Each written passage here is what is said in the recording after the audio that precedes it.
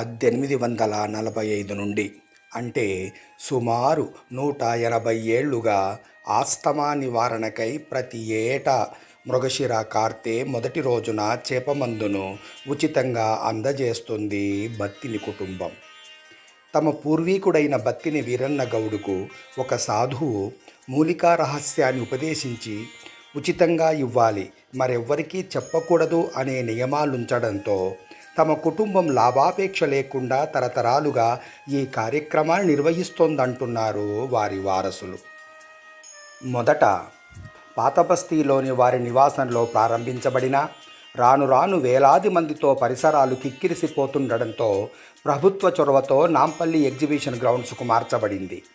పసుపు రంగులో ఉన్న చిన్న మిశ్రమ మూలికల ముద్దను బ్రతికి ఉన్న చిన్న కొర్రమేను చేప పిల్ల నోట్లో ఉంచి రోగుల నోట్లోకి వదిలేస్తారు.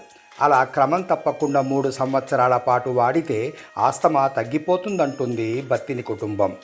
నిజంగానే ఈ మందు వల్ల తమకెంతో ఊరట కలిగిందని చెబుతున్న బాధితుల అనుభవాలతో ఏటేటా వచ్చే వారి సంఖ్య అంతకంతకు పెరిగిపోయింది.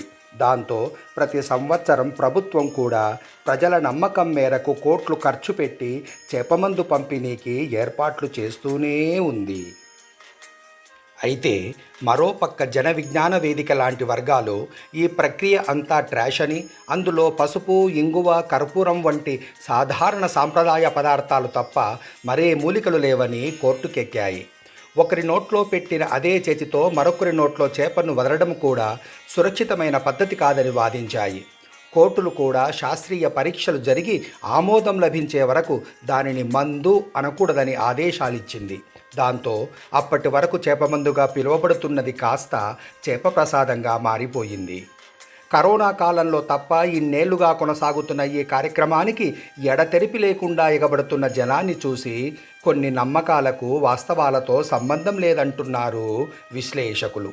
అయితే ఏ ఏటికా ఏడు తగ్గిపోతున్న జనసందోహాన్ని గమనించి శాస్త్రీయ వైద్య విధానమే అంతిమమనడంలో సందేహమే లేదంటున్నారు మేధావులు. జితేంద్ర.